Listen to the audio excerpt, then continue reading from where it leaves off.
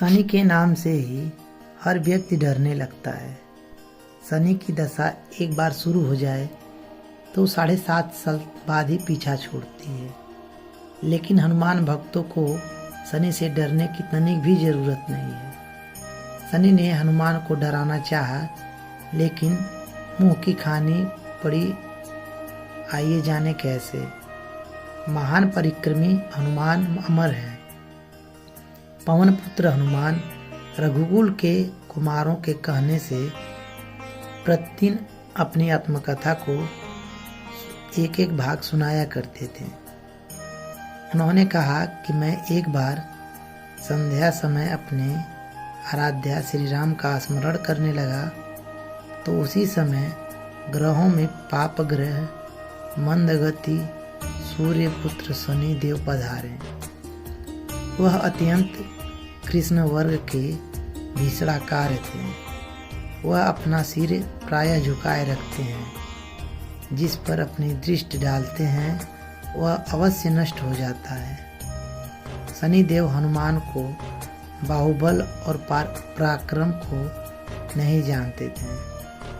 हनुमान ने उन्हें लंका में 10 ग्रीव के बंधन से मुक्त किया था। वह हनुमान जी से विनयपूर्वक किंतु कर्कश स्वर में हनुमान जी बोले, मैं आपको सावधान करने आया हूँ।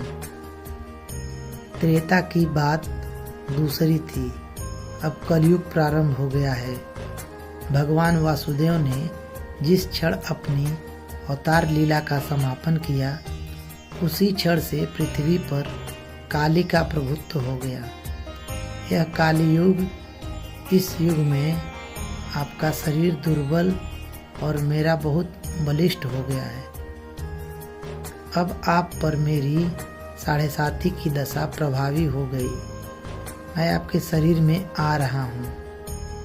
शनिदेव को इस बात का तनिक भी ज्ञान नहीं था कि रघुनाथ के चारणश्रितों पर काल का प्रभाव नहीं होता। करुणा निधान जिसके शरीर में एक क्षण भी आ जाते हैं, काल की कला वह सर्वथा निष्प्रभावी हो जाती है। प्रारब्ध के विधान वह प्रभुत्वहीन हो जाते हैं। सर्वसमर्थ पर ब्रह्मा के सेवकों का नियंत्रण, संचालन, पोषण प्रभु ही करते हैं। उनके सेवकों की ओर दृष्टि उठाने का साहस कोई सुर असुर करे तो स्वयं अनिष्ट भाजन होता है। शनिदेव के अग्रज यमराज भी प्रभु के भक्त की ओर देखने का साहस नहीं कर पाते। हनुमान जी ने शनिदेव को समझाने का प्रयत्न किया, आप कहीं अन्यत्र जाएं, ग्रहों का प्रभाव पृथ्वी के मरणशील प्राणियों पर ही पड़ता है। मुझे अपने आराध्या का स्मरण करने दें।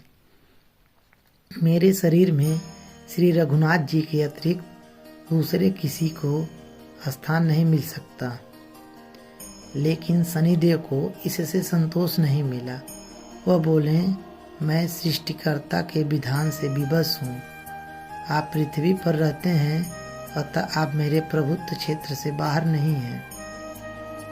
पूरे 22.5 वर्ष व्यतीत होने पर 7.5 वर्ष के अंतर से 2.5 वर्ष के लिए मेरा प्रभावी प्राणी पर पड़ता है, किंतु यह गौण प्रभाव है। आप पर मेरी 7.5 आज इसी समय से प्रभावी हो रही है। मैं आपके शरीर में आ रहा हूँ, इसे आप टाल नहीं सकते। फिर हनुमान जी कहते हैं, जब आपको आना ही है तो आइए। अच्छा होता कि आप मुझे वृद्ध को छोड़ देते। फिर शनिदेव कहते हैं, कलयुग में पृथ्वी पर देवता या उपदेवता किसी को नहीं रहना चाहिए। सबको अपना आवास सूक्ष्म लोक में रखना चाहिए। जो पृथ्वी पर रहेगा वह कलयुग के प्रभाव से ही रहेगा और उसे मेरी पीड़ा भोगनी पड़ेगी। और ग्रहों में मुझे अग्रज यम का कार्य मिला है। मैं मुख्य मारक ग्रह हूँ और मृत्यु के सबसे निकट वृद्ध होते हैं, अतः मैं वृद्धों को छोड़ कैसे सकता हूँ। हनुमान जी पूछते हैं, आप मेरे शरीर पर कहाँ बैठने आ रहे हैं। शनिदेव गर्व से कहते हैं, प्राणी के सिर पर। मैं 2.5 वर्ष प्राणी के सिर पर रहकर उसकी बुद्धि विचलित बनाए रखता हूँ। मध्य के 2.5 वर्ष उसके उदर में स्थित रह के उसके शरीर को अस्वस्थ बनाता हूँ। वह अंतिम 2.5 वर्ष पैरों में रखकर उसे भटकाता रहता हूँ। फिर शनिदेव हनुमान जी के मस्तक पर आ बैठे तो हनुमान जी के सिर पर खाज हुई। इसे मिटाने के लिए हनुमान जी ने बड़ा सा पर्वत उठाकर सिर पर रख लिया। शनिदेव चिल्लाते हैं, यह क्या कर रहे हो आप। फिर हनुमान जी कहते हैं, जैसे आप सृष्टिकर्ता के विधान से विवश हैं, वैसे मैं भी स्वभाव से विवश हूँ। मेरे मस्तक पर खाज मिटाने का यही उपचार पद्धति है, और आप अपना कार्य करें और मैं अपना कार्य। ऐसा कहते ही हनुमान जी ने दूसरा पर्वत उठाकर सिर पर रख लिया। इस पर शनिदेव कहते हैं, आप इन्हें उतारिए, मैं संधि करने को तैयार हूँ। उनके इतना कहते ही हनुमान जी ने तीसरा पर्वत उठाकर रख लिया तो शनिदेव चिल्लाकर कहते हैं, मैं आपके समीप नहीं आऊँगा। फिर हनुमान जी नहीं माने और चौथा पर्वत उठाकर रख लिया। शनिदेव फिर चिल्लाते हैं, पवन कुमार त्राहिमाम त्राहिमाम, रामदूत अंजनेयान नमः। मैं उनको भी पीड़ित नहीं करूँगा जो आपका स्मरण करेगा। मुझे उतर जाने का अवसर दें। हनुमान जी कहते हैं, बहुत शीघ्र की, अभी तो 5वां पर्वत बाकी है। और इतने में ही शनि मेरे पैरों में गिर गए और कहा, मैं सदैव आपके दिए वचनों का स्मरण करूँगा। आघात के उपचार के लिए शनिदेव तेल मांगने लगे। हनुमान जी तेल कहाँ देने वाले थे। वही शनिदेव आज भी तेल दान से तुष्ट होते हैं। तो दोस्तों, आज की हमारी कहानी आपको कैसी लगी कमेंट करके ज़रूर बताइएगा। अगर आप चैनल पर नए हैं तो हमारे चैनल को सब्सक्राइब करें।